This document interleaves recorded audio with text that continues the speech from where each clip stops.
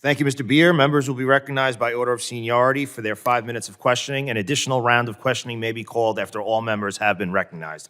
I now recognize myself for 5 minutes. Mr. Thompson, a recent article by the New York Post revealed that Tren de Aragua's growing network now extends throughout 16 states. A leaked Homeland Security memo revealed that their, quote, violent tendencies continue to evolve and have manifested through its expansion into the United States, close quote. How have your communities been impacted by TDA?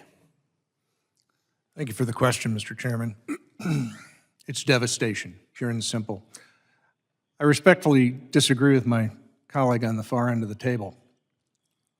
One life lost because of the TDA is preventable, but we're talking dozens, if not more. And now we're looking at the targeting of law enforcement across the country. It's not just in New York City. It is in nearly every location where TDA exists. How has it affected our sheriffs and their deputies? I'm going to defer to Sheriff Chapman on a part of the answer, but I can tell you as recently as this past weekend where I was in Missouri talking to 40 newly elected sheriffs, and previous to that on Thursday in Oklahoma, it's a problem. It is a serious problem. It is not limited to major cities. It is not limited to major population density areas. It is across the board. TDA has become the most effective, well-financed, best communicating business operation for a criminal enterprise we have ever seen. They are dangerous. They are everywhere. Thank you. Commissioner Ryder, the DEA continues to seize record amounts of illicit fentanyl every year.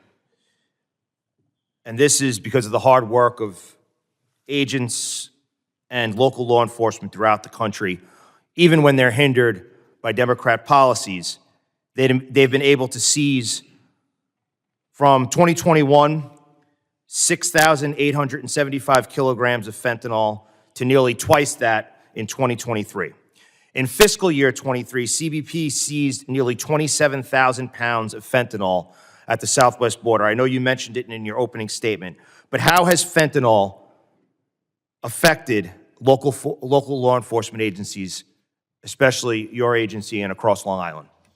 So imagine you're that mother or father come home and your son or daughter is overdosed and they're on the front. You're calling for an ambulance. With that ambulance is going to come 2 police officers. With those two police officers, 2 ambulances may show up. We're going to try to revive. We're going to give him Narcan. And if we get the Narcan and we're successful, we're taking that person to the hospital. The next day, you're back at the same house. That kid overdoses again on fentanyl. We're Narcan him again. By the 3rd day, you come back, that kid is dead. And now not only does the family live with the loss of that child, now the police officer has to look and live with the fact that he failed. He failed that family because back to the hospital 3 times, the system did nothing for him.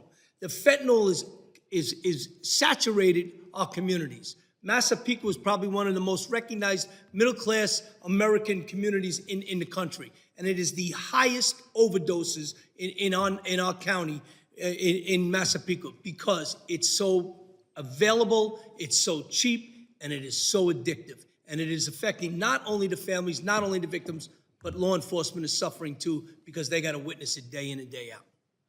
Sheriff Chapman, you shared in your written testimony that your county has seen an increase in violence in recent years, and you tie it back specifically to President Biden's open border policies.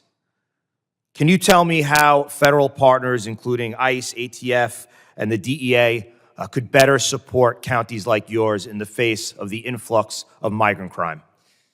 Well, Mr. Chairman, if you look at the surrounding counties that they're in the Northern Virginia, Washington, D.C. area, most of them are sanctuary counties. We are not. We work very closely with ICE. We make sure that anytime we arrest somebody, we run them through the system, and if the system comes back and they're of interest to ICE, ICE gets involved right away and they determine whether or not they want to pick somebody up or not. So regardless of whether a detainer is filed or not, we notify them.